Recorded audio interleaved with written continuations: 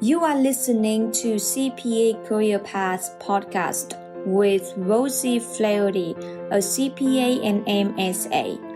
This is episode number 4, my CPA journey with Steve Williams, a partner in charge of the office in Thurston at Eide Bailey.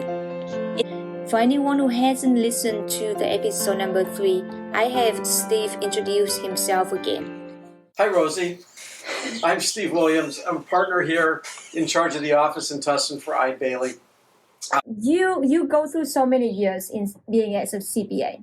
So what if you can say the best thing about CPA, what it could be? The best thing about the CPA, that's a great question because there's probably a number of good things about it. And then obviously there's some challenges with it. We've got a busy season, so that's a challenge. Although for some people they thrive on the busy season, I get it. I think for me, and again, the majority of my time is spent with physicians because I started up and work in the healthcare side of the practice that we have here. So I get to work with physicians that are really intelligent people. And I find that that's rewarding because we have an opportunity to make a difference in their practice. I don't practice medicine, and you don't want me to prescribe anything for you or tell you to take 2 Advil and go to bed or whatever it is. But I enjoy working with the practices and helping them figure out the financial side of things. We work a lot with, do they add another physician or value of the practice, and a lot of things there that are kind of unrelated to income tax or certainly unrelated to financial statement stuff. So I find that rewarding to be able to help them. I love the flexibility, like I've mentioned before. We work a lot of hours, but they can be kind of on your own terms, which for me is more important than working less hours, but having a strict schedule of clocking in and clocking out. I think that clearly the financial rewards in public accounting are there. The compensation level for new staff, our younger staff, our managers, our partners, the financial rewards are pretty significant. And so public accounting is a really interesting profession for me because I think the thing that occurs to me is that you can come from modest beginnings, and if you go to school and you pass the exam and you put in the effort, you can raise your standard of living from wherever you started to something different. And I think I see that over and over again with our partners and our managers and our staff, where some of them have come from humble beginnings and have been able to lift themselves up above wherever.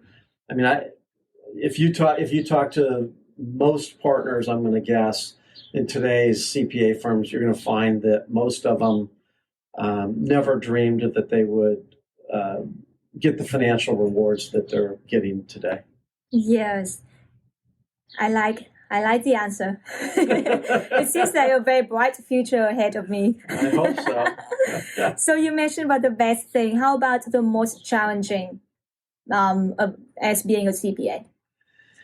Well, I think, again, I go back to the deadlines. We are a deadline-oriented business, and it's not just April 15th.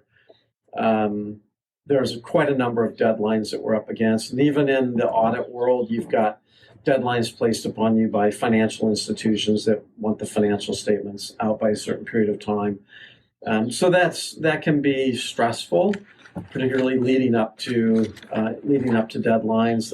The answer to that is planning proactively and making sure that you're staying ahead of where you think things might be.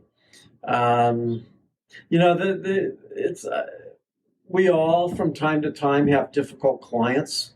And so difficult clients can be a challenge. You got to figure out how you want to address certain clients. And today, with an accounting firm, you don't have to take on every client that comes knocking at your door. You have choices.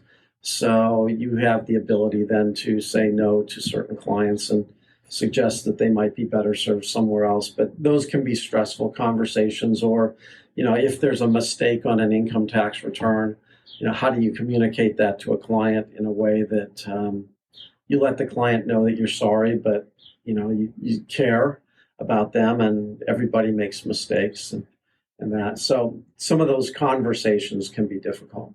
Yes. Could you provide one example that you had a very difficult conversation with client? So a number of conversations that can be difficult with clients, and we don't make a lot of mistakes, fortunately. So it's not really that necessarily, but more of the difficult conversations revolve around billing issues where, the client gets a bill for an amount that they weren't expecting, or it's higher than what they thought it was going to be, or they have a question about a bill.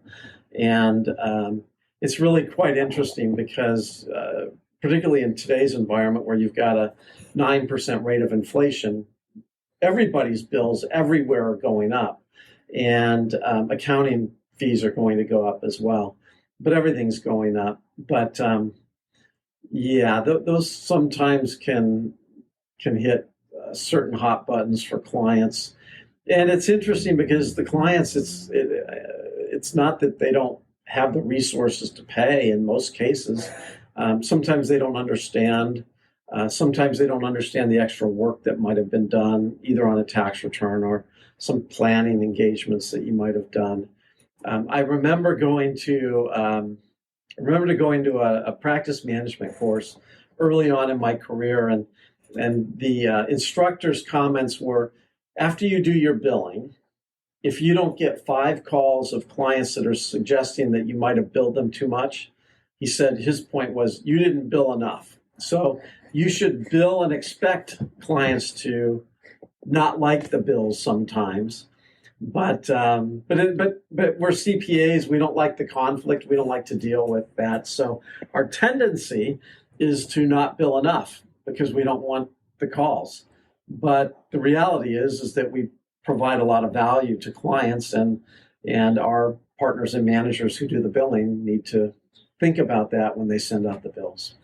That's true. Oh my gosh. 5 clients who didn't. If 5 clients don't call you, it means you underbilled them? Means you underbilled in general, right? You might not get calls from the same 5 clients, but you should. If you're billing aggressively, then you're going to get calls. So 5 out of how many clients? Oh, you might have 100 or 200 that you're billing. Oh, I thought 5 out of like 15 or 20. That would be too high percent. No. Okay, so it's not too bad. No, it's not too bad. And as being a tax partner, we all know that like tax, we have a lot of new regulations all the time. How could you keep up with all those new regulations? Well, it's not easy for sure. One of the advantages of having experience is that you're building on top. So a new law comes out, and you already have a pretty good perspective of the old laws that are there. So you're not trying to learn the old as well as learning the new. The fact of the matter for me is that I've got a great tax department that I can lean on.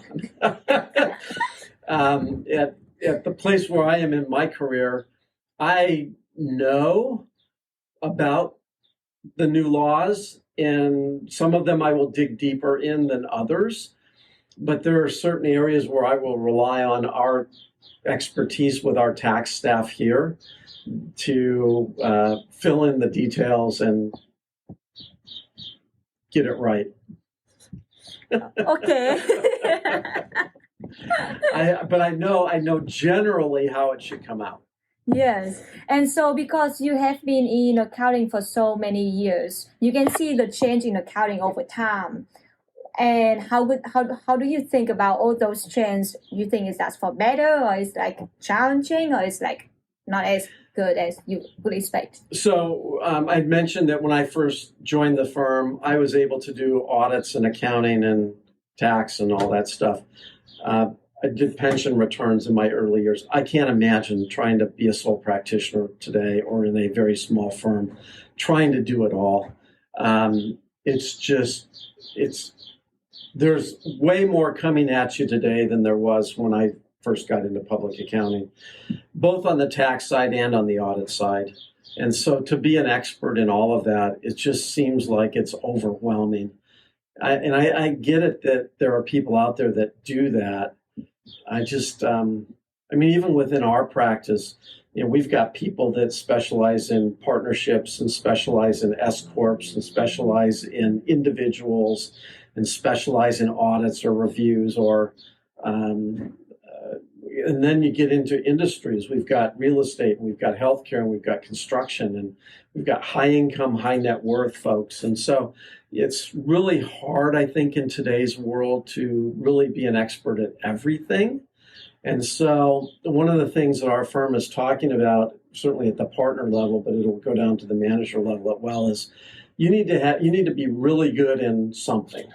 And they're calling it a major and a minor. So you got to have a major in something, and then you can have a minor in some other things. But the clients today, they want to know that you understand their business.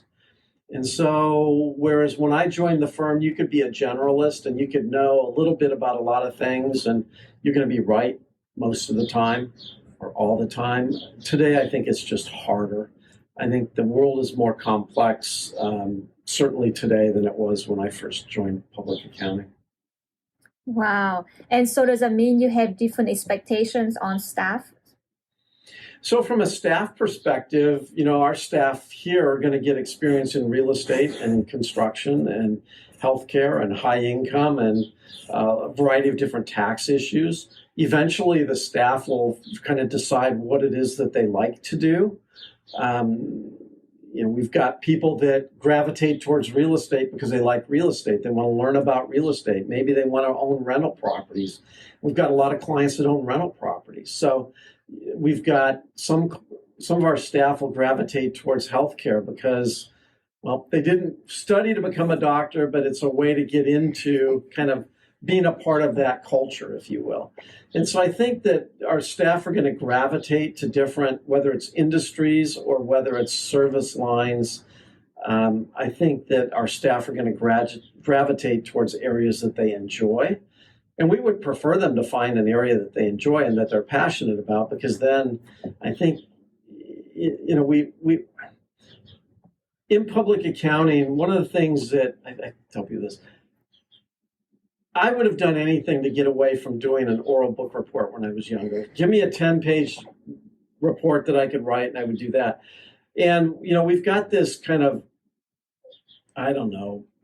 sense about this industry that we are bean counters and just give us the numbers and we'll put them someplace. And as long as we don't have to talk to people, we're happy. I think the reality of the world today is that we need to be able to communicate with people. And so I think that those are going to be the important characteristics of successful accountants in the future, of taking the details which are in a financial form, whether it's a tax return or a financial statement, and communicating a story to a client that the client can understand. And that's going to take more than just being really, really technical. We need to be technical for sure, but we also need to be communicators. And I think that going forward, I think the successful accountants are going to have a combination of both of those. If you're real salesy, nobody wants to do that. But if you really come at it from a mindset of, hey, client, I'm interested in your business, I'm interested in helping you, here's the tools that we have available, and here's what we can do to get you to where you want to be, then you're not really selling somebody something. You're helping them meet their needs and fulfill their dreams. And I think that that's where we're going to be successful in the future. I think that's where we're successful today, but I think that's where we're going to be successful in the future. So we talk a lot about CPA career, and you did mention about that, about being flexible, that you still can work and then you still can go out and then spend time with your kids. And so now my next question for you it is, can you share with us, share with me or share with people who are listening to this conversation, this interview, how do you manage your work-life balance? So for me, so where I'm at in my life today is we have 5 children and 3 of them are married. And so we have 8 grandchildren as well. So for me today, I'm not out on the soccer field with my own kids, but I do still do a lot of stuff with the grandkids. And so particularly in the summer, so we find that the grandkids all end up at our house, generally on Fridays in the summer. So I like the flexibility of being able to I'll come in early, I'll leave the office at some point on a Friday and go home and spend the afternoon in the swimming pool with the grandkids. That's one way that we do it. One of the other things that we do is with the firm here, we've got kind of an outdoor adventure that we have put together, and it's called the Death March. And we've done it, this year will be the 44th year. That outdoor adventure was backpacking initially, and it's morphed into, we've done 44 trips. This will be 44. There was 1 or 2 years. We lost a year to the pandemic, and we lost a year when there was a fire in Big Sur where we had reservations there. But we've been to most of the states in the western United States. I've been to the bottom of the Grand Canyon 5 times, river rafting in it twice. This year we're going up to Sequoia National Park. We've been to Hawaii with this trip. We've been up into Canada several times with this trip. We have been to Oregon several times. We've been river rafting. We've done all kinds of things. And so I started off doing that the first couple of years, 3 years maybe. I would do it by myself with the other guys that went on the trip. And then I started taking my kids on this trip. So all of my kids have been on these trips, not every year, but and so this year I've got all of my kids and all my grandkids are going, and we're doing a trip to Sequoia, and we're hiking into a backcountry camp there. And so,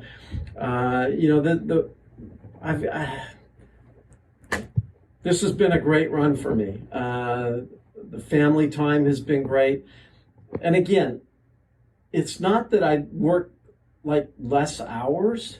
It's just kind of the timing of when you work. So, making myself available when the family is available makes a big difference. I've been fortunate that my wife worked quite a bit as well, but there were certain times when she didn't work, when the kids were younger, and so she was able to be home, and then she taught some school for a while, so she was at the school with the kids, and so that all worked out fine. But I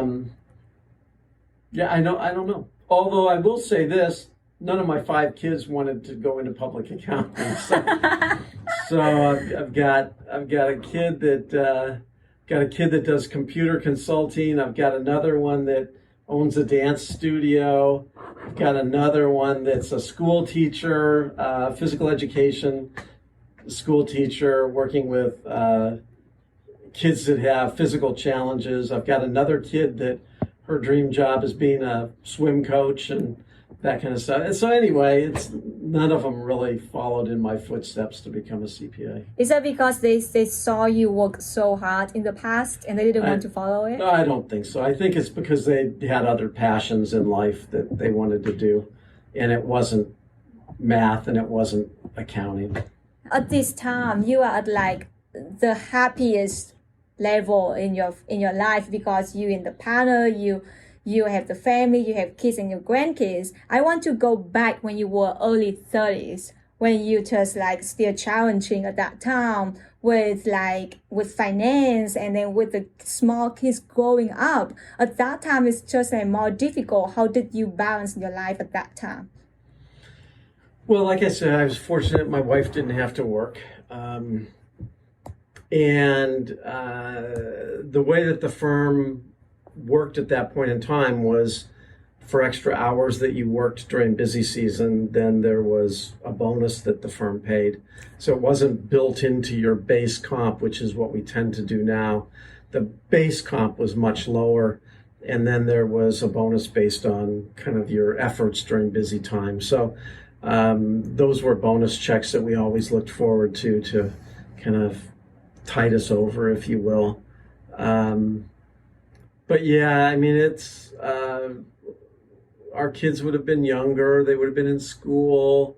But still, I think that I still enjoyed what I was doing, and still got to spend a lot of time with the kids, with their activities that they were doing.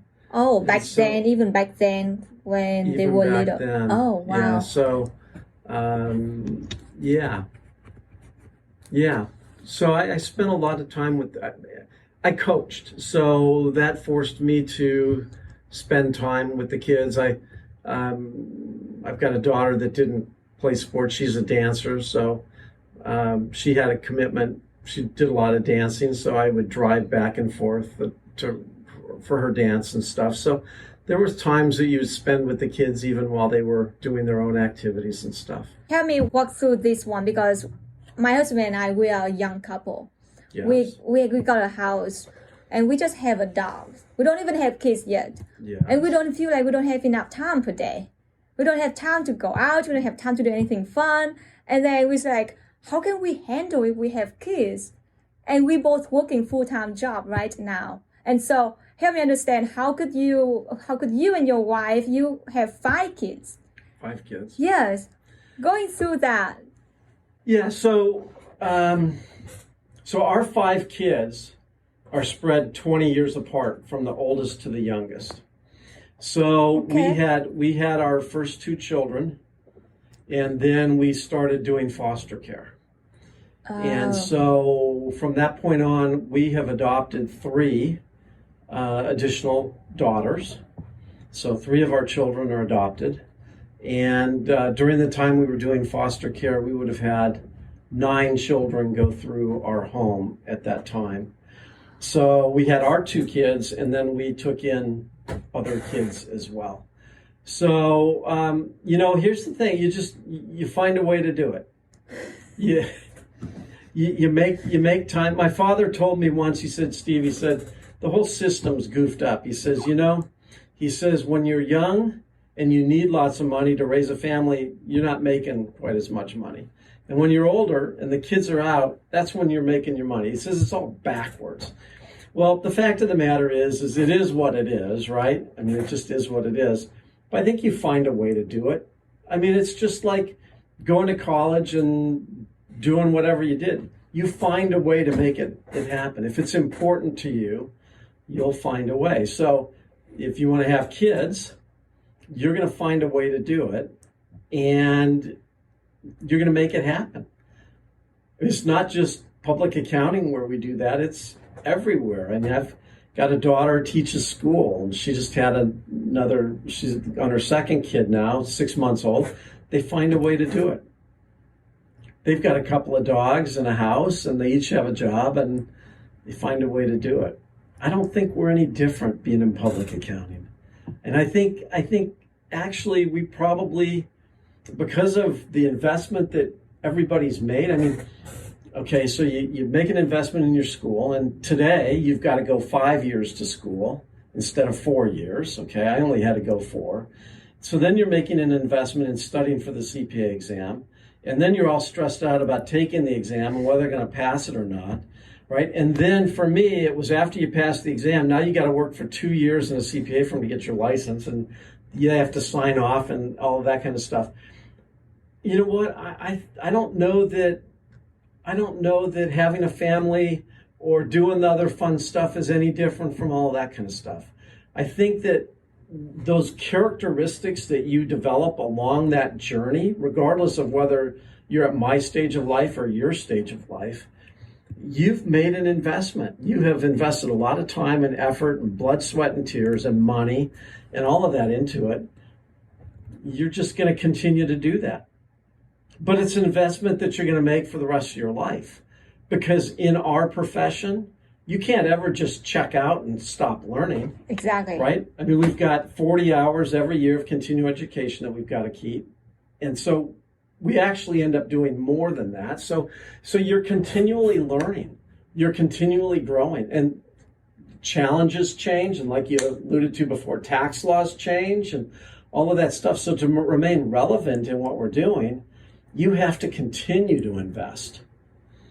I don't know. It's all part of life. I don't think is it easy? It's probably not easy, but is it worth it? It's absolutely worth it. Whether it's a family or whether it's buying a house or whether it's getting your CPA license or any of that stuff, you're going to find that the rewards certainly outweigh the cost of what it took you to achieve those goals. Yes. We just need to make it happen. It's what it is. I absolutely agree with you. Yes. Yeah. And so I feel like it doesn't matter which stage in your life you are in, you always find a ways to balance it out. You always find a ways to be happy and then to be like enjoy your life. Is that true? Yeah,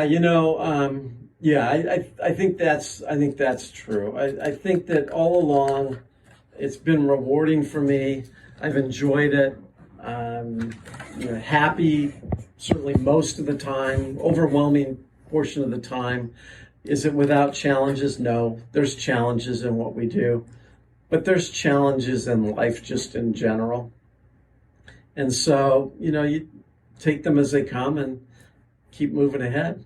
Yes. And so last but not least, before we finish this interview, I would like to know if you can say a few things to young CPAs or young accountants who are going to be a CPA out there about this CPA career. What would you say?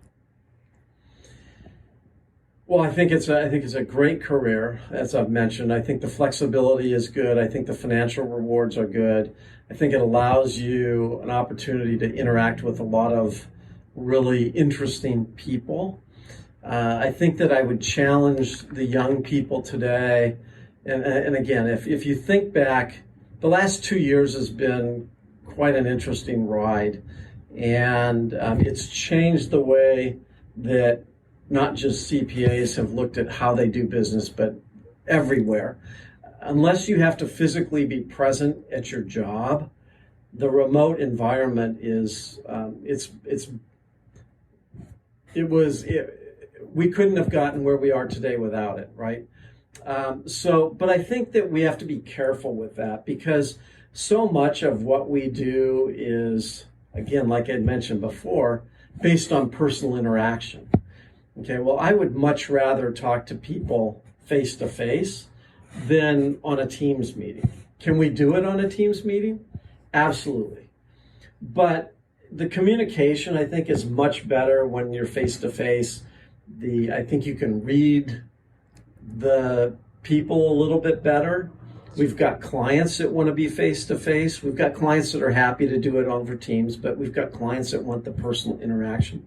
I think that if I were advising young people today, the thing that I would advise people is, while the remote can be good, I think you have to make sure that you are reaching out to your managers and your partners to create communication, to create a relationship, to let them know that you're there. It's so easy in today's world when you're not physically present, when I can't just holler to you outside my door or walk around the corner to your desk. It takes much more effort, I think, is what I'm saying. And so I think that I would suggest to our younger staff, and I get it, people like to work remote, and particularly when gas prices are high like they are today, it doesn't seem so much to be about COVID anymore, but it seems to be about gas prices. But I think that we have to be careful that we don't lose the interaction, because if we lose the interaction between our partners and our managers and our staff, something's going to be missing. And in my career early on, like I'd mentioned, I had sat next to a partner that talked loudly. I think we underestimate the amount of knowledge that we pick up when we overhear conversations or pass someone in a hallway and just chat about an issue with a client, or walk into somebody's office and say, hey, you know what, I'm dealing with this. What do you think? And I think that we maybe risk not progressing as quickly as we might have otherwise done if we stay remote and we kind of put walls up around us, and we're doing our work, we're getting the numbers in the boxes, but there's so much more than just getting the right numbers in the boxes in what we do, and gaining the experience from those that are more experienced than we are, and for those of us that are more experienced, reaching out and make sure that we're available and helping out the younger staff. I think it's a two-way street. I think that our partners and managers have to get better at reaching out. Nobody ever taught us how to do that. It just happened. On the flip side, I think our younger staff also need to be diligent about making sure that they let their managers and partners know that they're there, they're engaged, they're available, they're happy to help, they're looking for more opportunities and all of that. Because I think with the remote environment, it's so easy to just say, well, I'm done with what I'm doing, and that's kind of it. That's true. That's true. Thank you so much. So this is just a bonus. I was able to have a chance to talk to Jerry, and was able to have a chance to talk to your huge fan, it's your assistant. And so I just want to share with you some comments that Jerry shared with me, that I was asked Jerry that if I can ask 3 best characteristics about you, what could he say? And I did ask his permission to share this one with you. So okay. He said that the 3 best characteristics from you, it is loyalty, integrity, and friendliness. So that's from Jerry. And then from your assistant, it is from Marie. Marie, right? She just admire you so much. She gave me 2 full pages of notes about you. Oh, no. She says that you make her life so much easier. You're her best boss ever. Always smiles, always have a great work-life balance, very outgoing, very adventurous, and then always open to new ideas. Thanks for sharing that with me, then. Thank you so much for the interview today. A lot of great information, a lot of great tips and advice, and I hope people who are listening to this interview can learn a lot from your CPA journey. Well, I hope to encourage them to go into public accounting and stay in public accounting and reap all of the benefits and rewards that public accounting has to offer. So thanks, Rosie. Thank you.